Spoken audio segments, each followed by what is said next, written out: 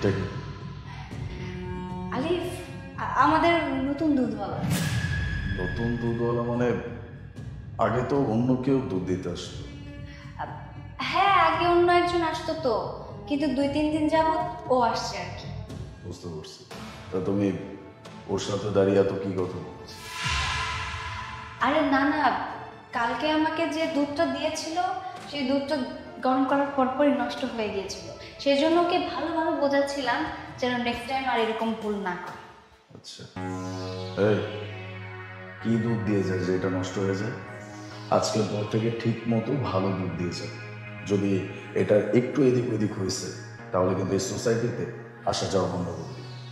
কথাটা যেন মাথায় থাকে। আমি গেলাম।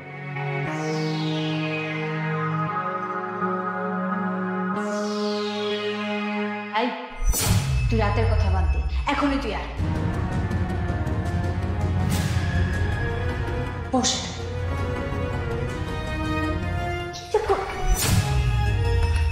কি ব্যাপার, এই সময় আবার কি আসলো?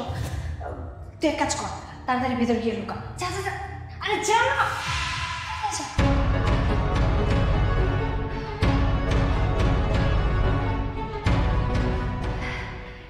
কি ব্যাপার আলিফ, তুমি তুমি এখনো অফিসে যাওনি? না, আজকে অফিসে যেতে মন চাচ্ছে না, তাই চলে আসলাম। কি আশ্চর্য, এটা কেমন কথা বললে বলো তো? অফিসে যেতে মন চাচ্ছে না বললেই হলো নাকি? যাও যাও, এখনই অফিসে চলে যাও। আজব ব্যাপার। আমি তো বললাম যে আমার অফিসে যেতে আজকে মন চাচ্ছে না, তো কি এমন হয়েছে? আজকে আমি সারাদিন তোমার সাথে টাইম স্পেন্ড করবো। এখন বসবো? ঠিক আছে, বসো।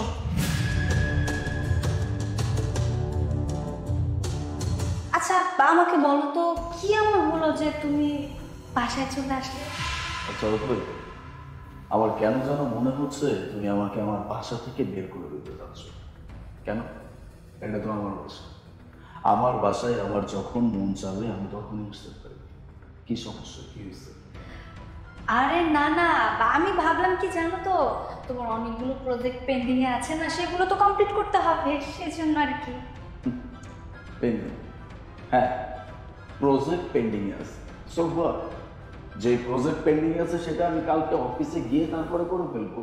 এখানে তো এত সমস্যার আমি কিছু দেখতেছি। আমি প্রতি মাসের প্রতিটা দিন অফিসে কাটাই। আজকে আমি বাড়িতে তোমার সাথে টাইম স্পেন্ড করতে চাইছি, তাতে তোমার এত সমস্যা হয়ে গেছে, তুমি আমাকে বাড়ি থেকে ভাগাইতে চাচ্ছ। আচ্ছা, আমাকে একটা কথা বলো তো, যে বাড়িতে কেউ আসবে না? আরে হ্যাঁ হ্যাঁ, আমার এক ফ্রেন্ড আসার কথা তো আজকে, ও আসতেছে আর কি। আমি গেস করতেছিলাম যে কেউ হয়তো আসবে। আচ্ছা, আমাকে একটা কথা বলো তো, যে তোমার কোন ফ্রেন্ডকে আমি চিনি না, বা তোমার কোন ফ্রেন্ড আমাকে চেনে না? সবাই যেহেতু আমাকে চেনে, তাহলে সবার মধ্যে যে কেউই যদি আসে, আমি যদি তার সাথে দেখাও করি, তাতে কোনো সমস্যা হবে না। ঠিক আছে, আসো। তোমার কোন ফ্রেন্ড আসবে আজকে সেটা আমি নিজেও বলি। আচ্ছা ঠিক আছে।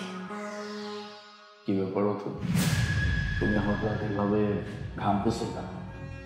হ্যাঁ ঘামছি, হ্যাঁ ঘামছি তো, আসলে ঋতু চেঞ্জ হচ্ছে না, এই কারণে মনে হয় ঘামছি। অথই, বাসায় কিন্তু এসি লাগানো, এসিটা চলতেছে, তোমার এত গরম লাগতেছে কেন? আসলে আমি তো জানি না, কিন্তু আমার খুব গরম লাগছে। আচ্ছা ঠিক আছে, আমি ফ্রেশ হয়ে আসি, তুমি নাস্তা বানাও, আমি ওয়াশরুম থেকে আসি। আরে দাঁড়াও না, দাঁড়াও। হাত মুখ ধোয়ার জন্য ওয়াশরুমে যাওয়ার কি দরকার? তুমি এক কাজ করো, কিচেন রুমে যাও হাত মুখ ধোয়ার জন্য। কি আজব কথা, আমি কিচেনে গিয়ে কেন ফ্রেশ হব? আমার বাড়ি এটা, আমার বাড়িতে ওয়াশরুম আছে, আর মানুষ ফ্রেশ হওয়ার জন্য ওয়াশরুম, কিচেন। আরে বাবা, ওয়াশরুমটা আজকে অনেক নোংরা হয়ে আছে, সেই জন্য আমি তোমাকে বললাম যে তুমি একটু কিচেনে গিয়ে ফ্রেশ হও। অথই, আমার কেন যেন মনে হচ্ছে তুমি আমার কাছে কোন কিছু লুকাচ্ছ। বাসায় কেউ আসছে? আরে না না, বাসায় কেউ আসেনি তো। ঠিক আছে, যেহেতু বাসায় কেউ নাই, তাহলে তো ওয়াশরুমে যেতে কোনো প্রবলেম থাকার কথা না। আসছি আমি।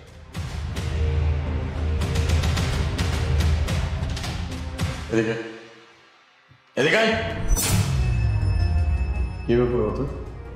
তোমার ভাই আমার বাসায় আসছে, এটা তুমি আমাকে বলো না। কি ব্যাপার, চুপ করে দাঁড়া আসছো কেন? কিছু জিজ্ঞেস করছি আমি।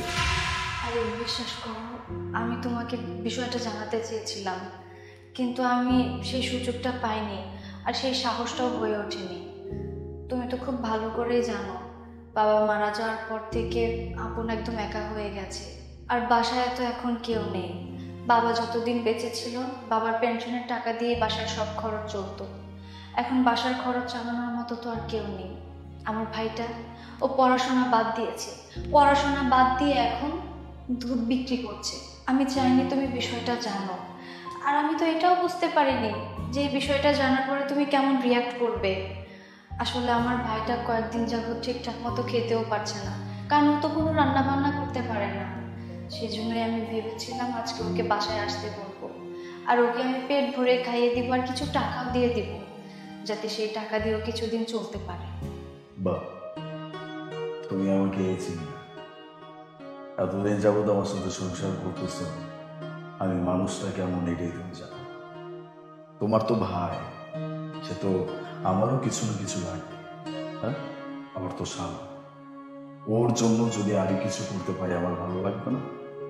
এত কি হয়েছে, দুধের বিজনেস করতেছে, ইটস ওকে ফাইন। একটা মানুষ ছোট জায়গা থেকেই কিন্তু বড় জায়গায় যায়।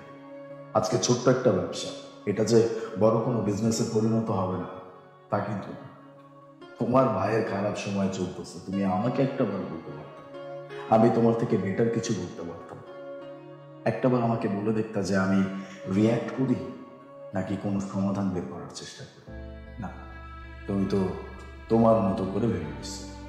আরে যে তুই তো অন্তত আমাকে বলতে পারতি নাকি, আমি তো তোর ভাই, তোর বোনকে যেমন তুই ভালোবাসিস আমি কি তোকে ভালোবাসি না? নাকি তোর বোনের কাছেই শুধুমাত্র তুই ইম্পর্টেন্ট, আমার কাছে ইম্পর্টেন্ট না? আমি না বুঝতে পারতেছি না যে তোমরা আসলে আমাকে আপন মনে করতে পারছো নাকি না। হয়তো মনে করতে পারো না, এই জন্য এই অবস্থা। চাই হোক, তোমার ভাইকে তুমি টাকা দিচ্ছ, এটা ভালো কথা, কিন্তু তুমি যদি আমাকে বলতা আমি হয়তো ওর জন্য আরো ভালো কিছু করার চেষ্টা করতাম। সমস্যা নেই, যেহেতু চলেই আসছে, আজকের পর থেকেও আমাদের বাড়িতেই থাকবে, আমাদের বাড়িতেই থাকবে, এখানে থেকে নিজের পড়াশোনা করবে, বাকিটুকু আমি দেখবো। কেমন? দেখেছিস, আমি তোকে বলেছিলাম না যে তোর দুলাভাই যদি আমাদের এই বিষয়টা জানে তাহলে ঠিক তোকে সাপোর্ট করবে। আজকেও তোকে আমাদের বাড়িতে থাকতে বলছি, তোর পড়াশোনার সব দায়িত্ব আজকের পর থেকে ওই নিয়েছে। এটা কেমন কথা বলতেছ? তোমার পরিবার মানে আমার পরিবার, আমার পরিবার তোমার পরিবার। এখন আমার পরিবারকে যদি আমি সাহায্য না করি তাহলে এটা কিভাবে হবে? থ্যাংক ইউ, থ্যাংক ইউ আলিফ, তুমি আমাকে এতটা সাপোর্ট করছো।